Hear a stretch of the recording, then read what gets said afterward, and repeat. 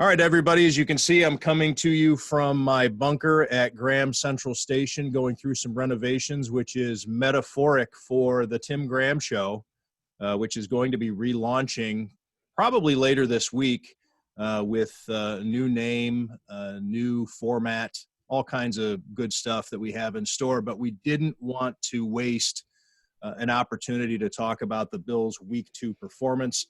I am Tim Graham from The Athletic, here with my co-host Jonah Bronstein and Matthew Fairburn, also of The Athletic.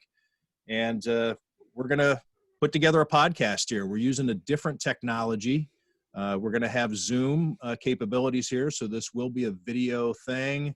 But we'll unveil more of our plans moving forward. For today, we just wanted to throw out some topics regarding the Bills. They're hot. Everybody wants to talk about them.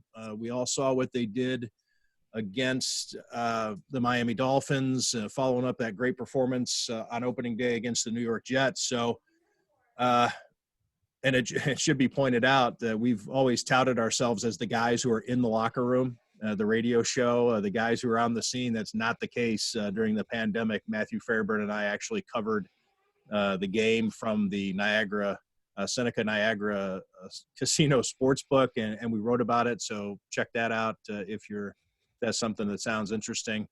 Jonah, with his work for the Associated Press, has not been in the locker room, nor have I. So we are observing it a little bit like the fans are, a lot more like fans. But we do have some insights. We're talking to these guys on the Zooms, on the video conferences. We're talking to our sources. Matthew Fairburn showing that off, getting some quotes about how Josh Allen maybe has a lot more in common with Ryan Fitzpatrick than you would think, and that's not necessarily a bad thing. But anyway, I'll just open it up. That was my long preamble. As you can see, I got paint cans and Goo Gone and everything else back there for a basement remodel, partially with the show in mind, but we'll have a better setup here shortly. So we're kind of winging it here today, boys. Your thoughts on these Bills and whatever else you want to throw out there. I don't care. Oh, I guess I should say from the start of the show, this is how rusty I am. We'll have a couple of guests on today's show. The stripped down version doesn't mean we can't bring you insights from other people. We will have Jeff Glor from CBS This Morning Saturday, the Kenmore East grad and former anchor of CBS Evening News, is going to come in. He's not only going to talk Bills, but he just did a great feature over the weekend on the making of Goodfellas, and a book that's out after 30 years. The book is called Maiden, The Story of Goodfellas, and Jeff interviewed the author and also the screenwriter for Goodfellas, Nicholas Pileggi, for a piece over the weekend that was really informative if you're a fan of the movie, which I think that's a guy thing, right? I don't know. I guess I'll throw that. Oh, and Joe Licata. He's going to talk Goodfellas too. But are you Goodfellas guys or? I love Goodfellas. Let me ask you this, Tim. Is Goodfellas the best mafia movie? Well, that's one of the things that Jeff Glor mentions in his feature. He calls it like the trilogy of, I don't remember the exact phrasing that he used, but the trilogy of gangster cinema, or however he called it. But it was The Godfather, Goodfellas, and The Sopranos. The Sopranos is a different category because it was a television show, but still very cinematic in that regard. We could talk to him about that, but where's Casino on that list? Even Godfather 2, I guess you can lump in as part of The Godfather, but I always go back and forth as to whether I like Casino better than Goodfellas, or because there's a lot of similarities, obviously. The cast is almost identical, but it's almost like huge Goodfellas guys. One of those movies that I have to at least watch a few scenes of when I come across it on TV, if not the whole rest of the show. This is fitting. I get to play the role of Rodak because I haven't seen it. Oh. I also haven't seen Godfather, so I'm pretty ignorant to the mob movies. But having watched Jeff's feature and I've heard about this book because the author was on a podcast or something that I was listening to. So it's actually piqued my interest for some reason. One of those movies that I never saw.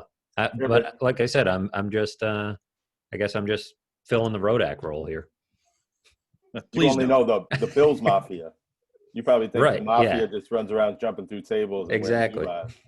Well, that's a question we should ask Jeff, is where he was going to put maybe how close Bill's Mafia came to supplanting the Sopranos on that list of the triumvirate. Yeah, Goodfellas is a great movie. So Nicholas Pileggi was the original author of the book, the biography of Henry Hill. And people who have listened to Howard Stern, and as you know, if you've listened to the Tim Graham show over the years, huge Howard Stern fan here. And Henry Hill was a crazy guest who he was in the witness protection program, but his ego was so big that he eventually emerged to speak to Nicholas Pileggi for this book. He was still in the witness protection program, kept blowing it by getting arrested or doing media. And what he would do is he'd be on benders. Howard Stern used to come on at, I don't know, when he was on in New York, was he on at 6 a.m. maybe he would start, or 7, really early. And he'd be on a bender from the night before, and I think living out in Vegas, so there was a time difference also. And he'd be loaded, drunk, and he'd call into Howard Stern, and he'd start telling all these mob secrets when he's supposed to be in witness protection. But anyway, Henry Hill, great guest, and won't be on the show today, unfortunately. Any relation to Hank Hill? I don't think JD so. Hill, former Bills receiver. And you know what? You mentioned Hank Hill, and it makes me think of Bobby. And this is the first show off of Sports Radio 1270. So I guess I should make note of that.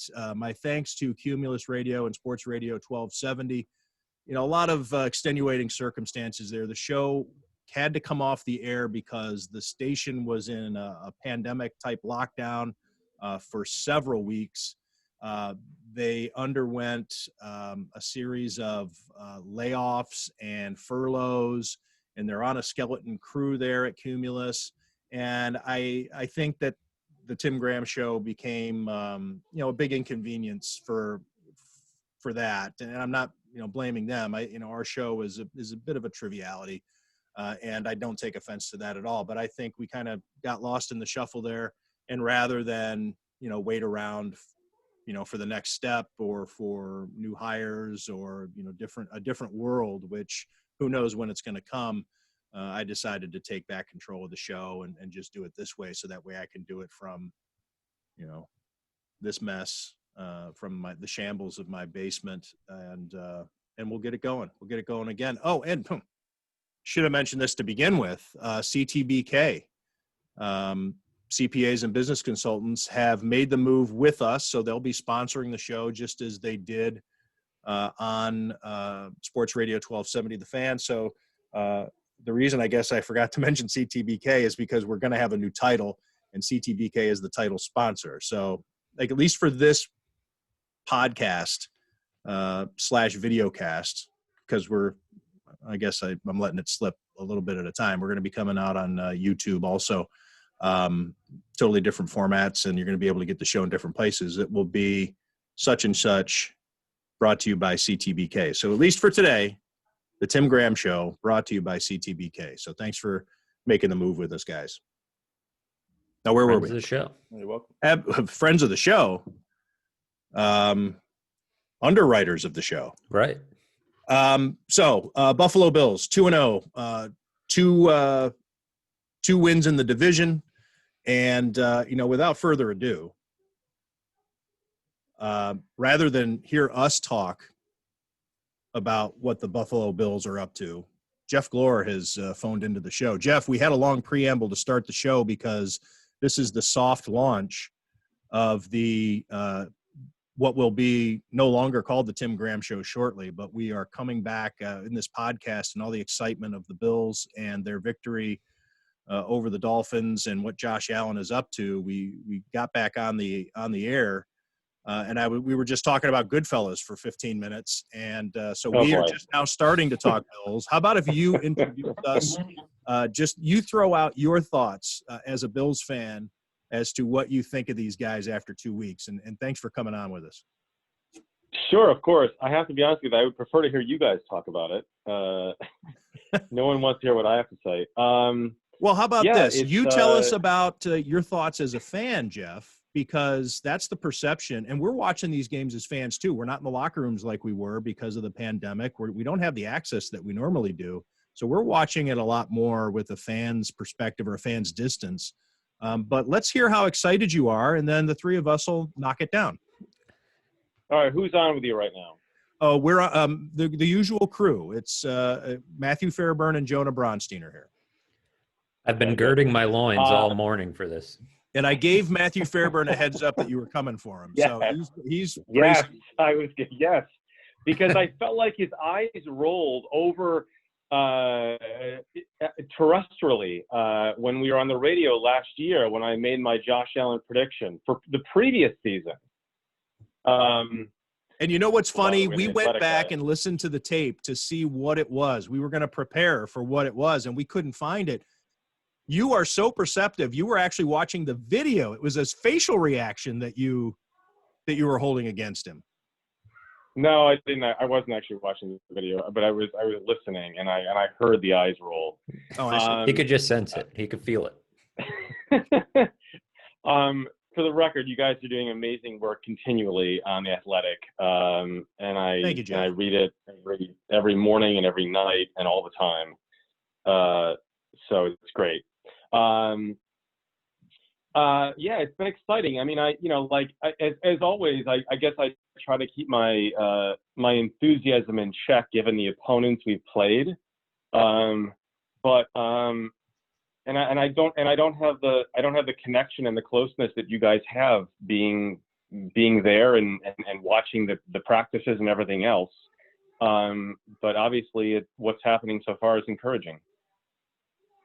Yeah, it's obviously what Josh Allen is doing right now is historic from a Bills standpoint and really from an NFL standpoint. The crazy stat that Pro Football Reference came up with, and I don't have the exact numbers that they used, but Josh Allen is one of only 4 quarterbacks in NFL history to hit these various thresholds through 700 yards, 6 touchdowns, no interceptions through the first 2 weeks of the season.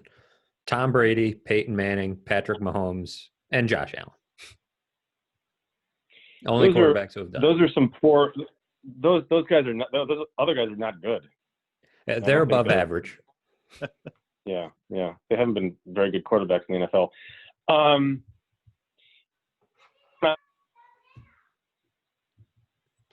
Did we lose? Are you there, Jeff? There were runs.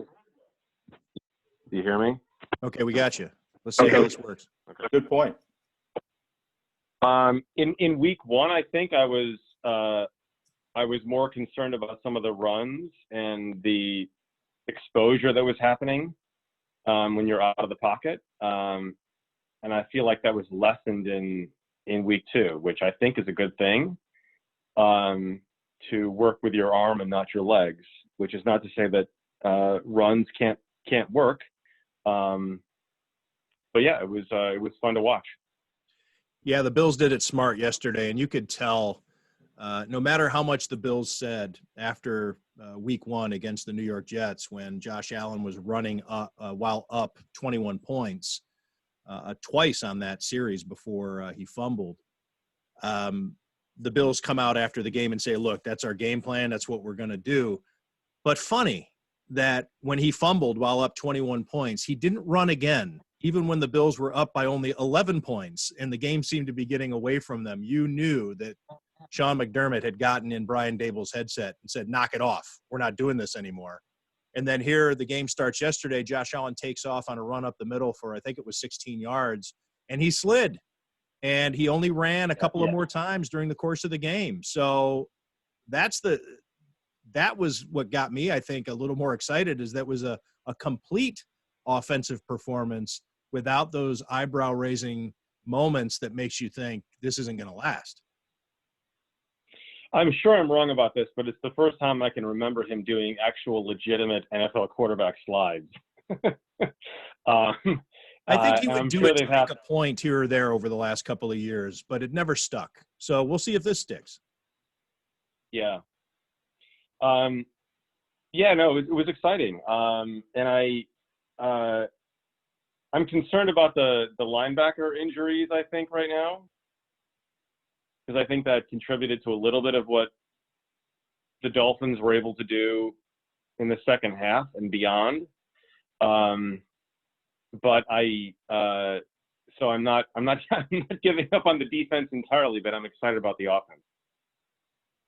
We're in conversation with Jeff Glor, Kenmore East grad and host of CBS This Morning Saturday. Jeff, it's been only 2 weeks, and that's the big caveat, right? The excitement, the record-setting performances from the quarterback that everybody wants to see do well.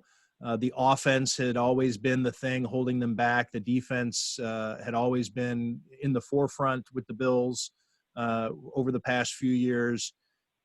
I guess, we've had some time to digest this game against the Dolphins, and the Bills are going to be playing a much tougher opponent. The Los Angeles Rams come to Orchard Park on Sunday.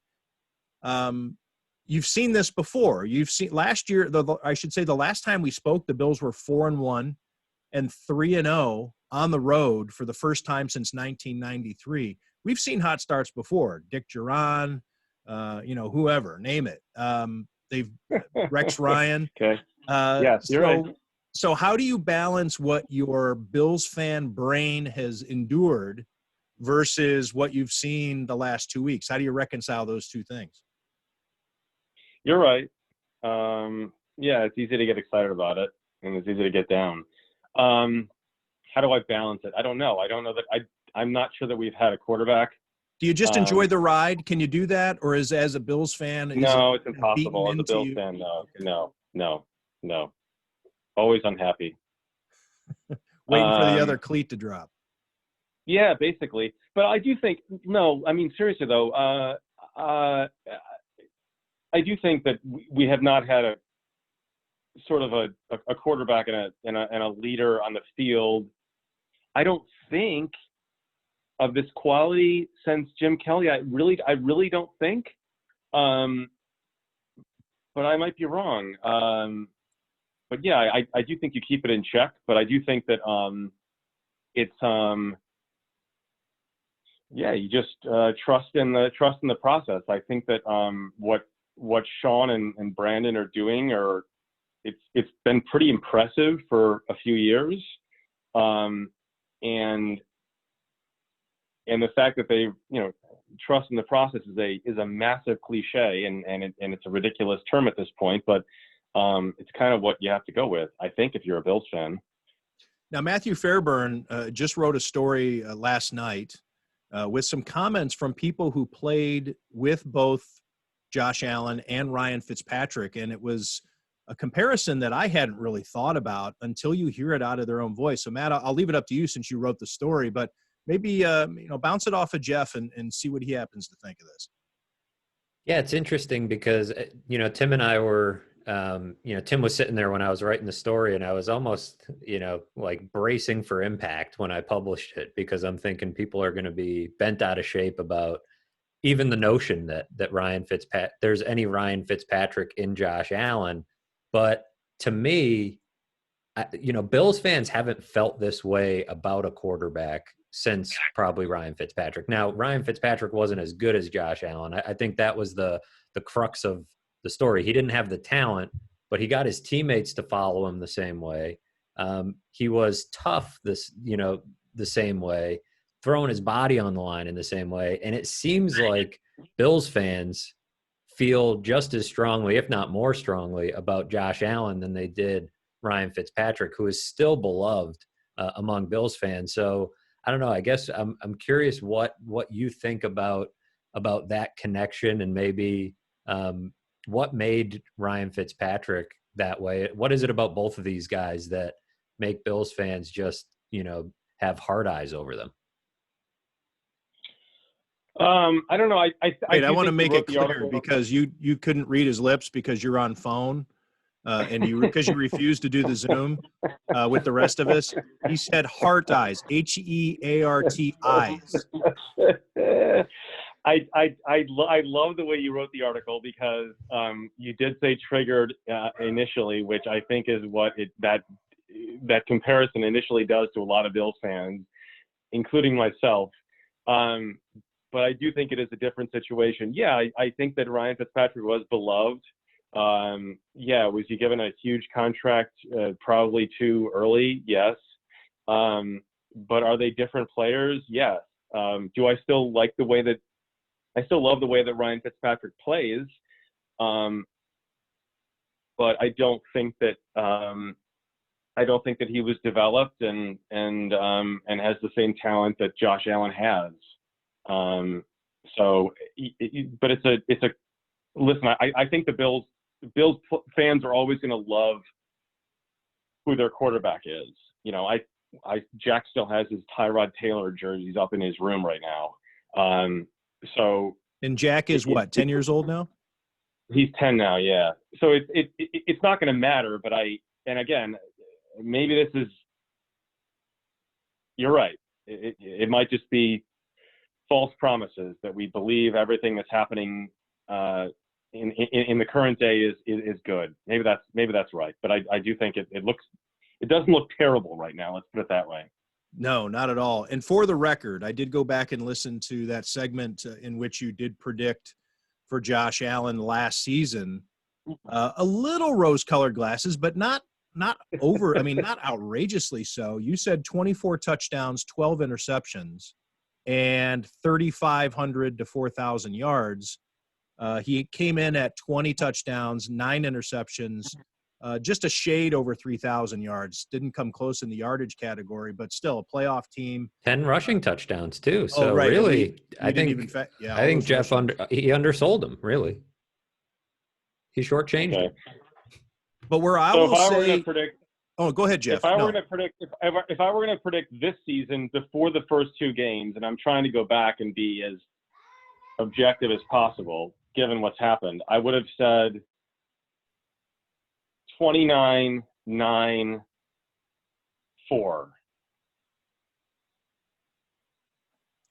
That's 29-9. All right. Well, my eyes bugged out, and that was not theatrically when you went to 29-9. Because if he's throwing it around for 29, I'm thinking 15. But so far, we've seen impressive accuracy from Josh Allen. Yes, he's sailed some balls. He's missed some guys. Even missed a couple yesterday. Even though he's throwing at 70% completion. But what I wanted to mention, Jeff, where we're talking about how our brains sometimes can't allow, and I'm not a Bills fan, but I've covered them for so long, and I've been in Buffalo since January of 2000. My first day at the Buffalo News was the Monday after home run throwback. So I've seen a lot of bad football. And my brain, it doesn't compute sometimes. So I see what's happening on the field, and my brain just says, all right, well, this will all even itself out at some point. The 5-1 Trent Edwards start, all that stuff. But what I'm seeing out of the receivers in particular, and obviously Josh Allen has a big part of that, but these catches that Stephon Diggs is making, particularly the one on the sideline yesterday, and Gabe Davis and Matt Fairburn was sitting next to me on both of these. My immediate reaction was, that's incomplete. That's coming back. The Gabe Davis one, he skipped, he kind of, the way he skidded in the end zone, that's coming back. Well, lo and behold, those replays are showing these guys are making those plays that we're used to seeing other teams make on the Sunday night highlights, right? When you're done watching your Bills play on Sunday and you're watching the highlights from the other games, when Chris Berman and Tom Jackson are giving the highlights, well, now Bills players are making those plays. No, my reaction was, holy shit. I mean, seriously, you're right. I haven't seen those catches in a long time. And I think it is a difference maker. And I think Allen is good, but I think that when you have receivers who can make, and Davis has been, I mean, again, you guys have seen it closer than I have. I've seen all the reporting and the writing. He seems like sort of a revelation. I mean, and I know they bring rookies along slowly, but he seems pretty good. It was amazing the way he caught the back end of that ball and was able to tuck it in the span of, I don't know what the timing would be, but he's only a foot off the ground. He's able to catch the back end of the ball, number one, is extremely difficult. And then to find a way to tuck it underneath his forearm so that way it doesn't skid on the turf. I mean, that's a big league play. And granted, you can see a receiver, probably any receiver in the NFL can make a play like that. And we need to see Davis over time. But Stephon Diggs making that catch along the sidelines that he did, yeah, we could see, I don't know, somebody throw a Bills receiver out at me. Donald Jones could make that play here or there. But you're seeing Stephon Diggs, he seems to be the type of guy that's going to make those plays, 2 out of 3 weeks. So He's good. I mean, that's me. That's just me talking. That's just the sense I get. So that's where things are, I'm not saying Super Bowl because let's face it, you see Josh Allen post these numbers like he did yesterday, and people are saying MVP. Well, Pat Mahomes was playing at 4:00. Russell Wilson and Cam Newton had a game, an instant classic last night. So there are a lot of guys. Lamar Jackson, I think, has a higher completion percentage maybe even than Josh Allen right now, or I don't know, something like that. There's a lot of good quarterbacks in the AFC. There's a lot of good young quarterbacks in Yeah. the AFC who are – and the Rams are good. Jeez, I think. Well, they were just in the Super Bowl 2 years ago. Disappointing season last year. Team, though, but Aaron yeah. Donald will be interesting to see what the Bills' offensive line does. Jalen Ramsey on Stephon Diggs. Yeah. Sean McVay, the boy genius on the offensive side of the ball up against Sean McDermott and Leslie Frazier, who arguably game plan and call plays on defense as well as any team in the league. You don't really talk about it when people do it on defense, right? You want to talk about Sean McVay and Kyle Shanahan and these offensive schemers, but I think that matchup, that chess match is as interesting as any this weekend. What is the rest of the Rams backfield beyond secondary, beyond Jalen Ramsey?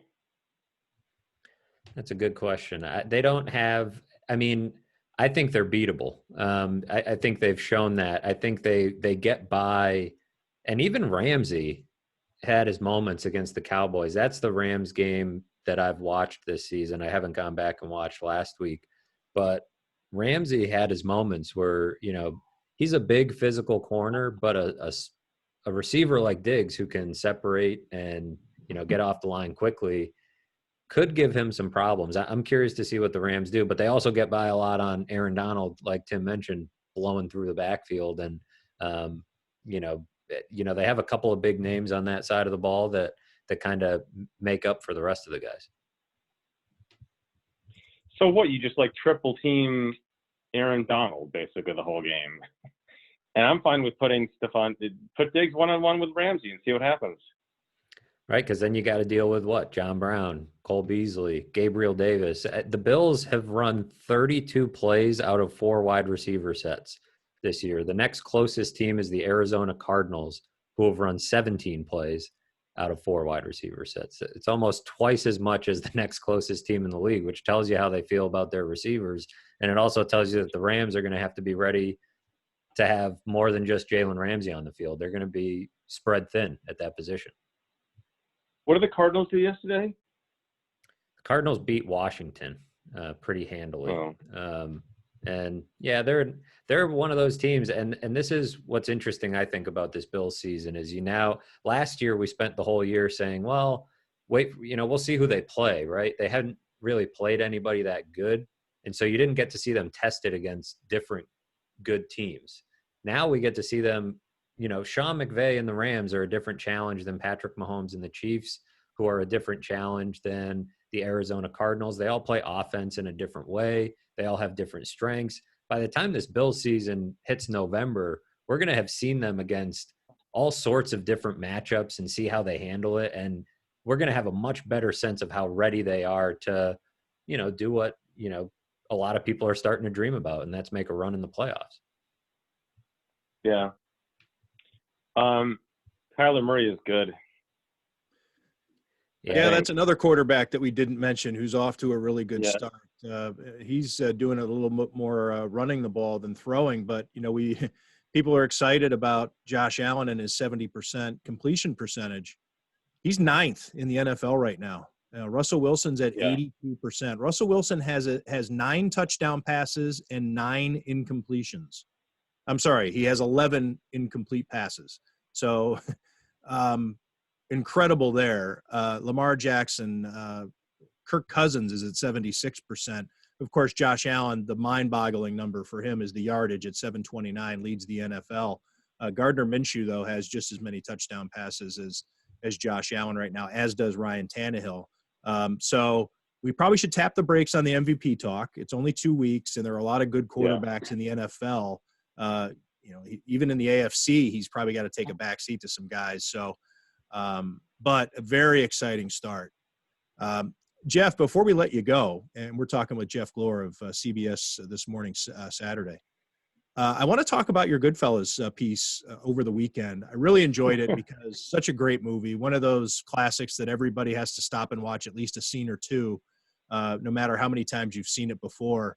But to be able to sit down with the author of Made Men, The Story of Goodfellas, which Glenn Kenny wrote that book, the new book, but also Nicholas Pileggi, who wrote the original book on Henry Hill and then worked with Martin Scorsese on the screenplay.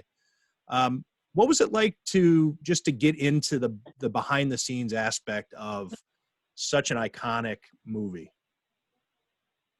He was awesome. And, Nick has such a great background, coming up as a print reporter covering crime and the mafia and Jimmy Hoffa and the Teamsters.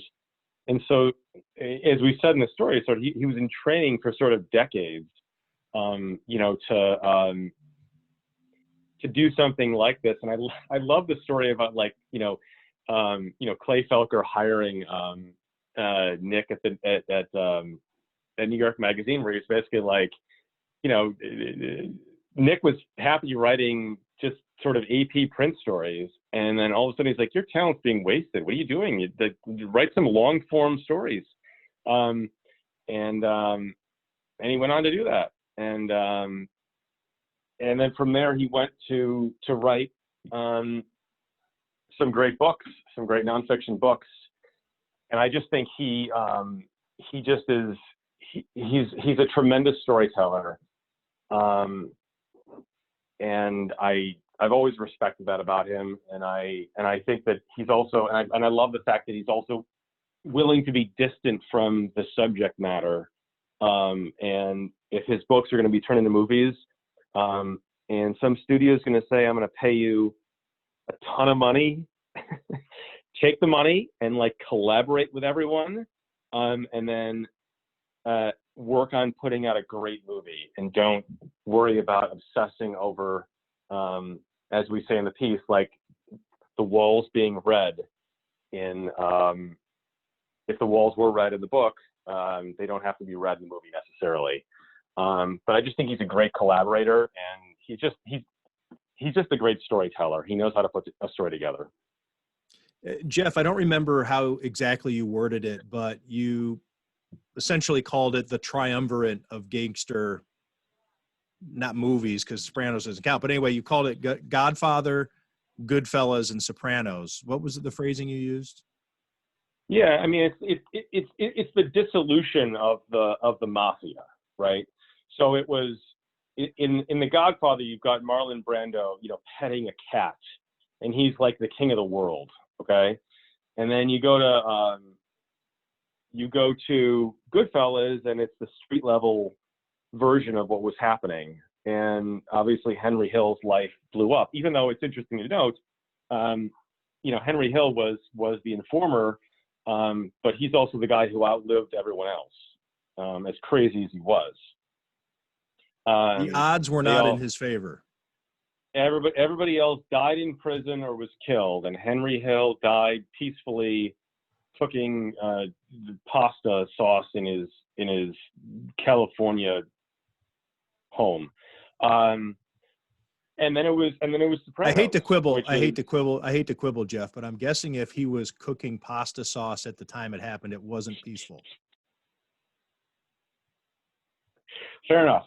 Watch the there's a YouTube video. He wrote a great cookbook, by the way, which was fantastic. I didn't know that. And there's a hilarious YouTube video of Henry Hill trying to stow away booze while he's making food for his family after he was removed from the FBI informant list.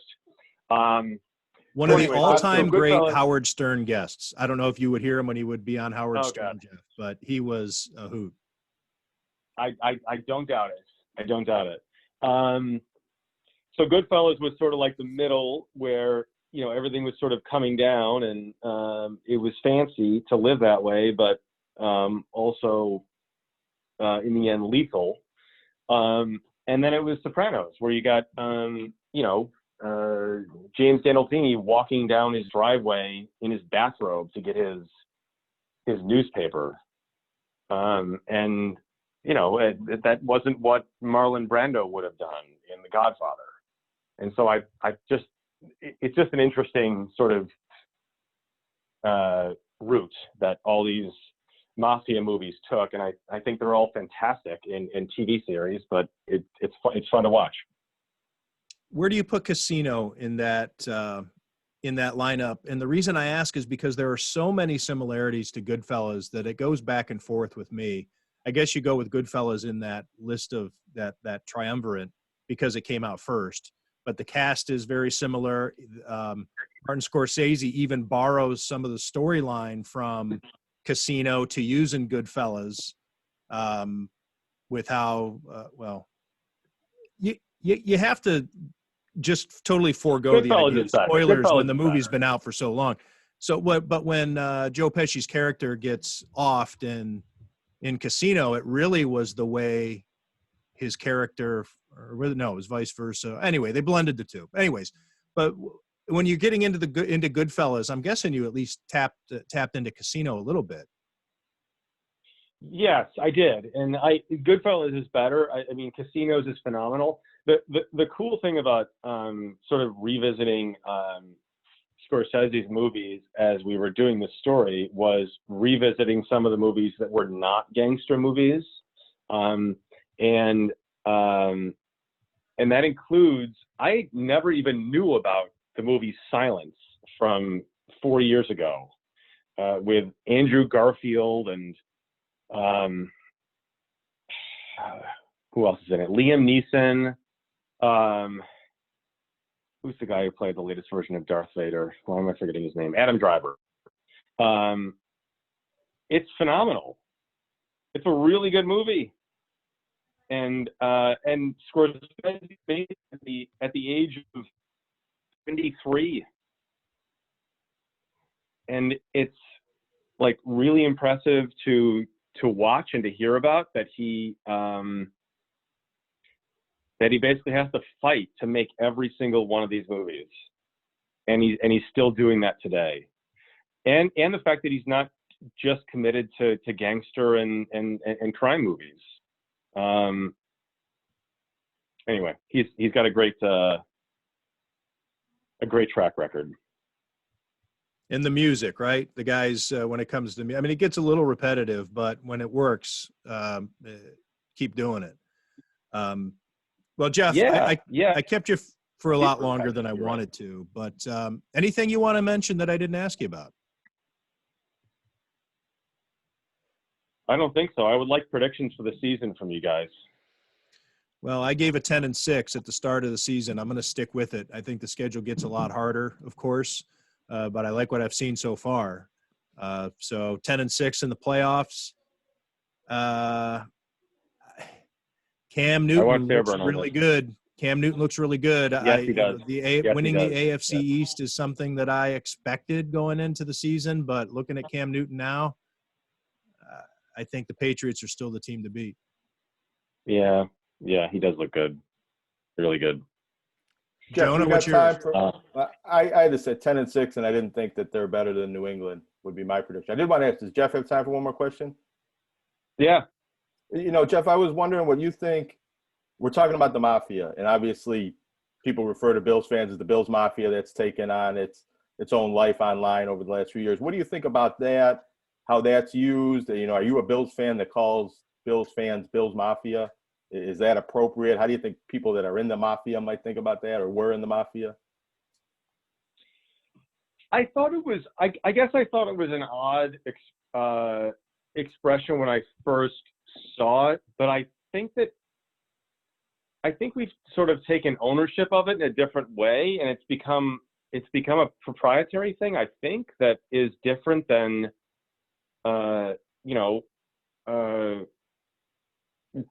killing people. And I just think it's its own thing now. So like when people think the mafia or what was the mafia, it's a group, and yes, it's tribal, as all sports are. But it doesn't bother me. I think it's cool. I think it's a group of friends, and it's a group of fans. I like to think of us as a journalism mafia, the Western New York journalism mafia, right here. Just us Mizzou four. Mafia. Mizzou does that. The Mizzou Journalism School is Mizzou Mafia, they say. Is that right? Yeah. So, Hey, Jeff, we I'm can't going. You can't be in our family then if you're already in I that. guess not. Yeah. Kenmore East Mafia. We might be a warring factions at some point. Out. I'm out. Hey, listen, congrats on the show.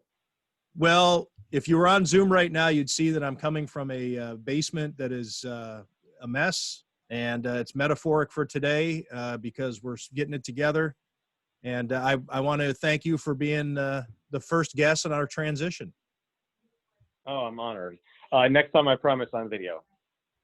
Nah, I don't want to put you on the spot. I mean, I know you need makeup and all that stuff, and it's I don't want to put you on the spot. I don't want to have to make you put product in your hair on your day off. You guys are continually doing amazing work on The Athletic and everywhere else.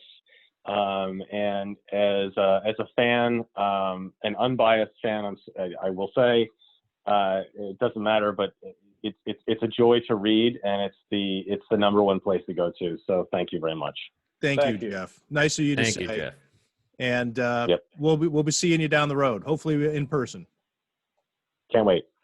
All right, that was Jeff Glor, host of CBS This Morning Saturday, and Kenmore East grad to talk about his beloved Buffalo Bills and his most recent piece on CBS This Morning Saturday regarding Goodfellas' 30th anniversary. No Joe Licata. He sent a text during our interview with Jeff Glor. He has duties, some administrative duties at Timon, where he is the athletic director and head football coach. And we were going to talk to him about what he's seen from Josh Allen so far. Joe Licata, of course, one of the top passing instructors in Western New York, as former quarterback of the University of Buffalo, and friend of the show from way back, original co-host of the Tim Graham Show, back when it was a Buffalo News production. So I guess we can wrap up. Matt, you actually had some stats you wanted to mention regarding the Bills, right? You had a couple of things to throw out for discussion. Yeah, one of those I mentioned that I'm still wrapping my head around is the fact that they've run 32 plays out of 4 wide receiver sets, and the next 24 teams haven't run a single play out of a 4 wide receiver set. I mean, this is not the Bills offense we're used to seeing, right? Like they don't spread the ball out. And even the way Sean McDermott talked so much early in his tenure about, wanting to run the football in this cold weather and different things like that. Brian Daboll's making this a spread them out and sling the ball around the yard type of offense. And I think you've already seen, last year, of course, Josh Allen's deep ball was a topic of conversation constantly because it was terrible. He was 4 for 29 on passes that traveled 30 yards or more in the air from the line of scrimmage. He went 2 for 3 on those passes yesterday alone. He's 7 for 9 on passes that have traveled 20 yards or more in the air. Last year, he was 18 for 71. So he's completed the most passes that have traveled. Basically, he's the best or one of the best deep passers in football through 2 weeks of the year. And can he keep it up? I don't know, but that tendency, that aggressiveness, that, sort of mentality they've developed on offense where they're going to spread the field with 4 wide receivers. They've got a 4 deep at wide receiver that might be as good as any in the AFC. And Josh Allen is pushing the ball downfield. The week 1 against the Jets, it was kind of dink and dunk a little bit, a lot of short passes. Last week, he, averaged 10 air yards per attempt. And that's, a top 5 mark in the league most weeks. Not always good to be pushing it down the field. That doesn't automatically lead to success, but when you're throwing it the way he is, you can see the explosive plays, and it keeps them in games. Matt, do you think the offensive line, specifically in the pass blocking, is up to the task for this type of offense? I mean, they have been for 2 games, but I think last year it seemed like that line was a lot better run blocking than pass blocking, and maybe they couldn't play this style. Yeah, it's weird because Josh Allen's near the bottom of the league in how often he's pressured, in a good way. He's not being pressured that often through 2 weeks. And, they're finding ways around it. I think Darrell Williams is pretty good. I think he's probably an upgrade over what they had at right tackle. Quentin Spain had some rough moments yesterday, so they're kind of shuffling things around. I think they missed John Feliciano, but I think they also, like you saw week 1, right? They're up against the Jets. Greg Williams likes to blitz. So Brian Dable used a ton of play action and a ton of quick passing, things teams have used against the Bills to counteract their pass rush in years past. This week, knowing that, they didn't have quite the same challenge in the Dolphins, they took, a little bit more liberties and letting plays develop downfield. Josh Allen's also good at escaping pressure. So I think he makes the offensive line look better than it is at times because he's able to get out, extend plays, buy time. You're right, though. Aaron Donald next week, various pass rushers are going to give him some trouble. He hasn't been pressured that often. And so, you see some different things. You're going to see teams adjust to what he's doing. And I think they do have the depth on the offensive line to hold up for a season and maintain this style of play because they have a quarterback who's not afraid. It's not as if he can't be pressured. It's not as if he's not willing to stand in there and take a hit or, evade a pass rusher and keep his eyes downfield. I think that's the benefit they have that, like a team like the Rams doesn't necessarily have, right? If Jared Goff is knocked off his spot, he's not quite as good as Josh Allen knocked off his spot. But it's something interesting to watch because things have been, pretty comfy back there in the pocket for Josh through 2 weeks. And it probably won't be that way every week because they don't get to play the Jets and Dolphins every week. I'm looking forward to the time that we see the Bills at least try to shift into a different offense. And they do have Lee Smith on the roster for a reason. If they were going to go all out with this aerial assault offense, then Lee Smith's not on the roster. Yes, he's been deactivated the first 2 weeks, but his job is a blocking tight end. And I think that he's on the roster because at some point the Bills know that they're going to have to line it up and grind it out, even if it's against a few opponents this year based on, situational football, preparing to put your best offense out on the field, not only for your own production, but to exploit whoever your opponent is. The great phrase of making your opponent play left-handed. So if there's a team out there that's particularly good against the pass and very weak against the run, and of course, I guess that could have been the Dolphins this past week, but we may see them line up with Lee Smith at tight end, and maybe they have to do it sooner than they'd like with Dawson Knox recovering from a concussion. But maybe there is an opponent or two coming up where they decide we're going to pound this out. We're going to hand the ball to Zach Moss and Devin Singletary and see what we can do. Would have been nice if that were yesterday. One more yard from Zach Moss was all we needed. They did that with Lee Three Smith quarters of a yard. If the statistician would have given it to us, Sure. 3/4 or 6/9, or I guess that's a third of a yard would have been. Or how the two-thirds of a yard. How the ref marked the football on one of his runs, for all we know. We might have to go back and watch and send some tapes into the book, the odds makers, and say contest that one. But they do need Lee Smith at some point, right? They're going to. You're right. They're going to do that. I think about that Steelers game last year, where they knew it was going to be a dogfight. They knew it was going to be tough to pass the ball. And Lee Smith played a ton of snaps in that game. And I'm not sure he's a guy that's got quite a bit of juice, right? He's a fiery dude. I don't think I've ever seen him as fired up as he was in the locker room after that game. He gets into a different level when he's asked to play a bunch of snaps and hit people and do what he does. I know people roll their eyes at Lee Smith sometimes because he takes penalties and he doesn't catch the football, but you're right. There's going to come a time. I think that's the thing about this Bills offense is they can shift into those different modes. They now have 4 wide receivers at their disposal. When could they have done that? Like shifting into 4 wide receiver sets and hurt teams that way. They didn't really have that. Brian Daboll can say, you know what? Yeah, we're going to run the ball at this team, and we've got 2 third-round picks, talented running backs to do it with, and we've got this battering ram of a tight end that we can throw in there. So the various options gives them some flexibility that they haven't had on offense really since I've been covering the team.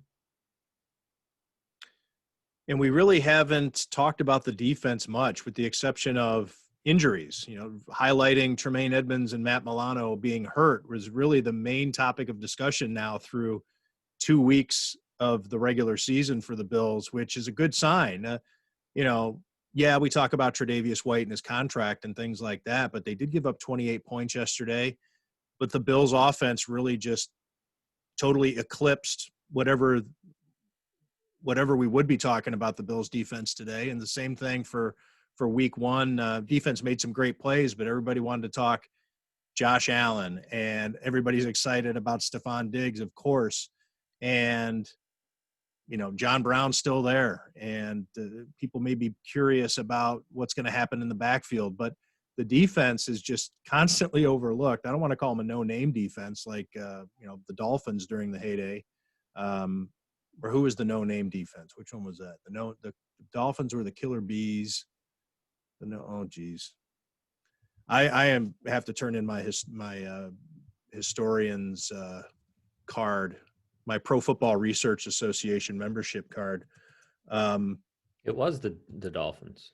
72 Dolphins. Yeah, you're right. Okay, yeah. So the 72 Dolphins were the no-name defense. Then the Killer Bees were. You don't remember their name? That's a good point. I guess that's irony. I hesitate to use the word irony, but I think that qualifies. I think if you're a Bills fan, don't you have to be a little concerned about the defense? Maybe not fault how this defense was put together, but the injuries, the opt-outs, 2 not very good teams, and they give up that many points in 2 weeks. I would be a little concerned about this defense going up against an offense like the Rams next week. I totally agree. I think this is going to be a totally different opponent, and this isn't one that you can bully. And I think that they do deserve a little bit of a break from yesterday. They're in prevent defense. That touchdown late, they a bit of a miscalculation to only be down 3. But in the league now, onside kicks just don't get recovered, and I'm saying that knowing full well what happened in that Falcons-Cowboys game, because that kick should not have been recovered either. The Falcons, I don't know, Dan Quinn, the special teams coordinator at minimum should be fired today. And Dan Quinn may be right behind him, because your players need to know that in that situation, as the receiving team, you don't need to wait for the ball to go 10 yards. The kicking team does.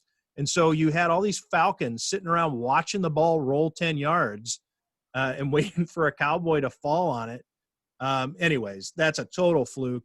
But onside kicks just don't get recovered. The Bills did let the Dolphins score a little too easily yesterday to cut the lead to 3. But that's my rambling way of saying that they maybe deserve a pass a little bit, the defense yesterday. But yeah, 21 points, even if you want to say 21 points on Ryan Fitzpatrick, Sam Darnold allowing him to claw back into it. Jared Goff and those guys and their 2 receivers with their brand new contracts, Cooper Kupp and old friend Robert Woods. And boy genius.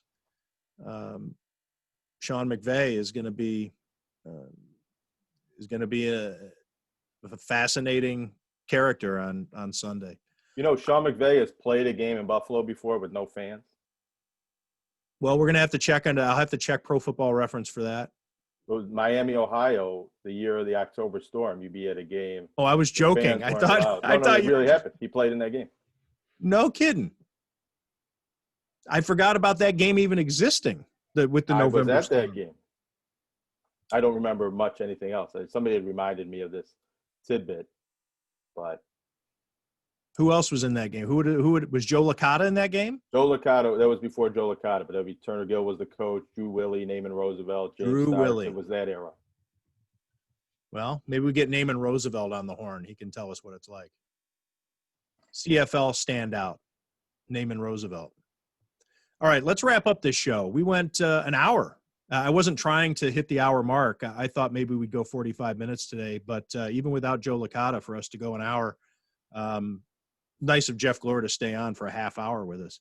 But this is the soft launch, which there are people in my life who are used to me having soft launches, and this is just the latest.